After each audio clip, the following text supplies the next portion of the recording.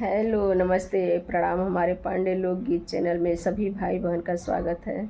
मैं एक खूब सुंदर धमाकेदार माता जी का भजन गीत सुनाने चल रही हूँ। कैसा लगेगा आप लोग कमेंट करके लाइक करके ज़रूर बताइएगा, और ज़्यादा से ज़्यादा शेयर करिए, लाइक करिए, कमेंट करिए, और फुल वॉच करके सभी लोग सुनिए गाना और बताइए कैसा लगा। अरे पनमा अइसन मैया पातर बाटी, फूलवा अइसन सुकुआर।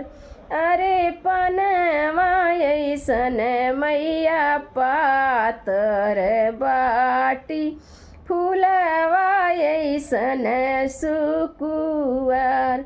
अरे मोतिया अइसन मैया सुंदर बाटी, देखने आवे सब लोग। अरे मोतिया अइसन मैया सुंदर बाटी, देखने आवे सब लोग। अरे खोली न भवानी मैया अपनी नयनवा, दर्शन लागल बा कतार। अरे खोली न भवानी मैया अपन नयनवा, दर्शन लागल बा कतार।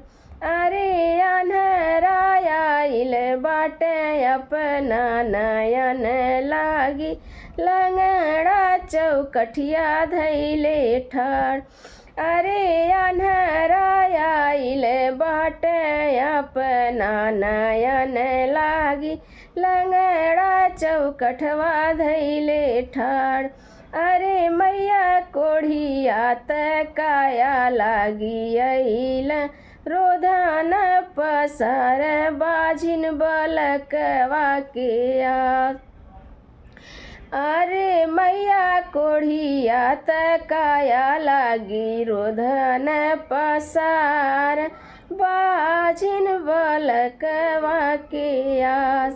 अरे पनमा अइसन मैया पातर बाटी, फूलवा अइसन सुकुआर। अरे मैया पनमा अइसन मैया पातर बाटी, फूलवा अइसन सुकुआर। अरे मोतिया अइसन मैया सुंदर बाटी, देखने आवे सब लोग। अरे मोतिया अइसन मैया सुंदर बाटी,